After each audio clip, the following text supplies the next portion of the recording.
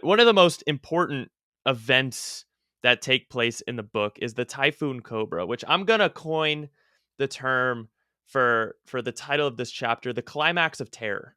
I think that's a fitting term because the men who went through this described this as the most intense, terrifying experience of the entire war. I mean, these are guys who are head to head with a brutal Japanese force intent on destroying them, up in the air in dogfights.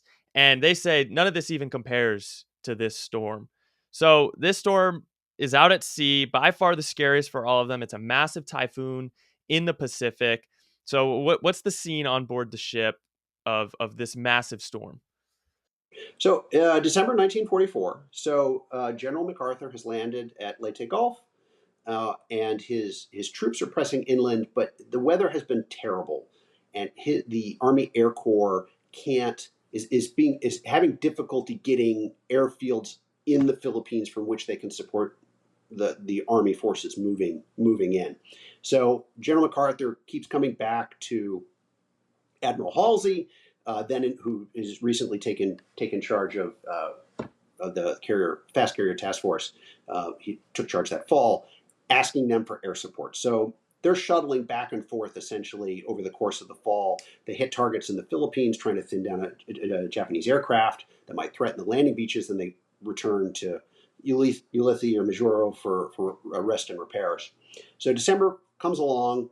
They had essentially just finished a rest and restocking trip out to, I believe it was Ulithi, or I can't remember if it was Majuro, but in any event, they had gone ashore, filled up in terms of food, supplies, bombs, new planes, whatever they needed, and turned around and were heading for the Philippines. Now, the thing is, I think we, as people living in the 21st century world, we often take for granted modern meteorological science. We do not, the 1940s, they had no weather satellites. They could see where a storm was. There were very few weather stations across the Pacific. Basically, the Central Pacific was just a big empty space when it came to weather reports. So and this is also a place where typhoons essentially begin their development and then work their way towards the Philippines. So Admiral Halsey was operating in the dark. He didn't necessarily understand or know how close the storm was, even what direction it was coming from. And he tried over the course of a day or a day and a half. I mean, the sea was showing all the signs of an approaching storm, but he didn't realize it was very, very close. He tried over the course of a day or a day and a half to try and get away from it, turning north, south, variety of different directions, and couldn't do it. And in the end, Third Fleet steamed right into it. Um, I think you hit the nail on the head. My grandfather, this was one of the few things he did talk about. He was terrified in this storm. And most of the documentary material I've gotten, the Cowpens Veterans Association actually sent out a flyer in the early 80s asking people to provide their experiences in the typhoon. And, I have all those documents. And almost everybody said the exact same thing. This was the scariest part of the entire war for them. It was far worse than combat. And what was going on was, the ship, as I mentioned earlier, was narrow and tall. It had a high center of gravity, and so it was tippy. And you've got these enormous waves, sometimes 70 feet or more, or winds of 100 to 120 knots, and the ship is rolling back and forth for hours at an end. There was a roll meter on the bridge. Captain DeBaun, Taylor had passed over to DeBaun, and Captain DeBaun described how essentially the roll meter went from 45 degrees one side to 45 degrees the other side, and there was a needle at both ends. And essentially, when the ship was rolling in the waves in the typhoon, it would hit that needle at 45 and bounce on the peg a little bit, and then roll back the other direction and bounce on the peg on the other side. So the ship was rolling in excess of 45 degrees. The edge of the flight deck, which is 70 feet above the water in calm seas, was dipping into the ocean. Guys on the bridge could reach out and touch green water.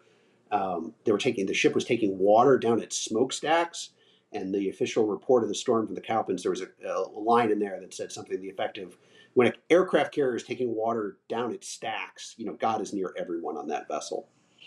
So to make matters worse, the bombs break loose in the magazine, and the magazine had been stocked to overflowing. Essentially, the bombs, they filled up all the racks that were built for bombs, and then they were essentially went beyond that and put more bombs in there, including some 2,000-pound bombs that the racks weren't designed to hold. and lash them in place, but they break loose. So you've got these bombs that are rolling across the flight deck, or across the floor of the magazine in the compartment. And they said the 500 pounders were bouncing like tennis balls.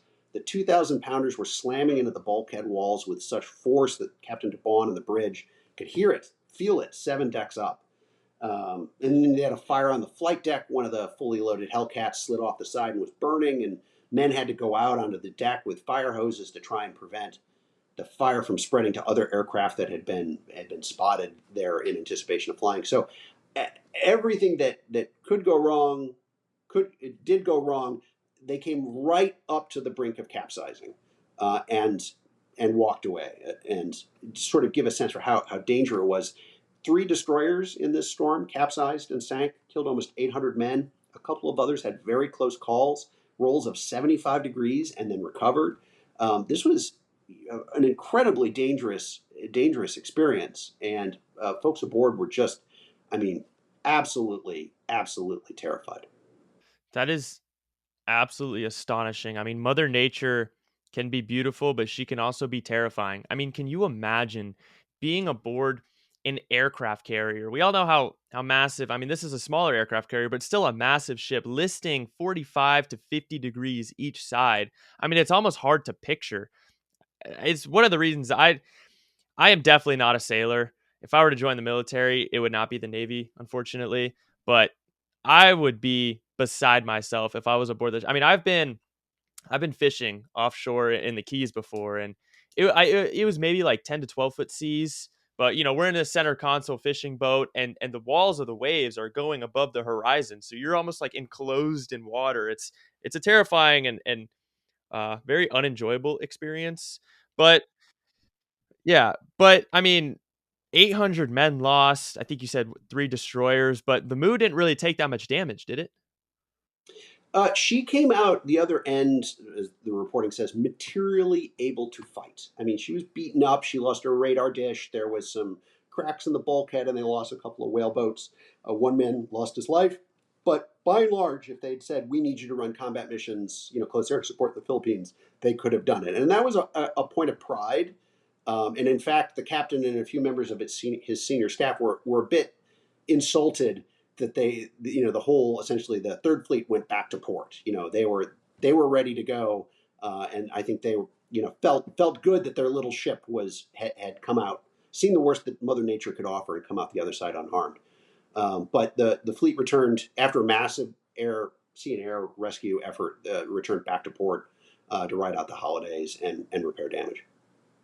There's actually an interesting little story or anecdote to come out of this. A very important man who would go on to serve as president of the United States was present during this Typhoon Cobra, which would be Gerald Ford. So, can you tell me Gerald Ford's experience?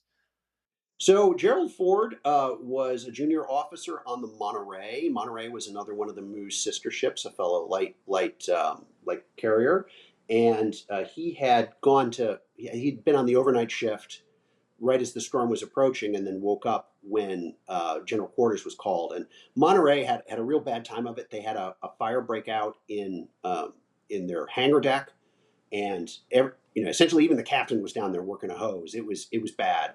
And when the General Quarters was called, Ford rushed from his bunk essentially wanted to get up to the the bridge. But unfortunately, one of the quirks of the ship is, in order to do that on a light carrier, you have to go outside. You have to go from the body of the ship onto the flight deck and then into the island. And in so doing, he was going across the flight deck, and Monterey gave a lurch, and he went sliding down the deck, headed for ocean. Because it was, again, one of these big rolls like the Cowpens was experiencing. And the only thing that saved his life was there's a little ledge of metal. It's about an inch or an inch and a half high that goes around the outside of the flight deck. It's called a deck combing, and it's there essentially to prevent, if you dropped a hammer or a screwdriver, to prevent it from rolling off the ship and into the ocean. And he just managed to catch that with his fingertips and hang on, and then drop down into the catwalk to live another day.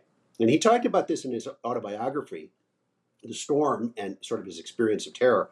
in it, and then went on to comment that when he took over the presidency after Watergate and Richard Nixon's resignation, thought back on the storm, and it was a great metaphor for where America was at that moment. This little ship tossed, storm tossed, and they were just trying to steer her through to calmer weather. And that he just thought that, I think he said, it was a marvelous metaphor for the ship of state. Wow, we were about an inch away from a very different history, post World War II. I actually have a pretty big interview coming up about Watergate, so it'll be, it's interesting. Could have gone very differently had he been an inch away from catching himself.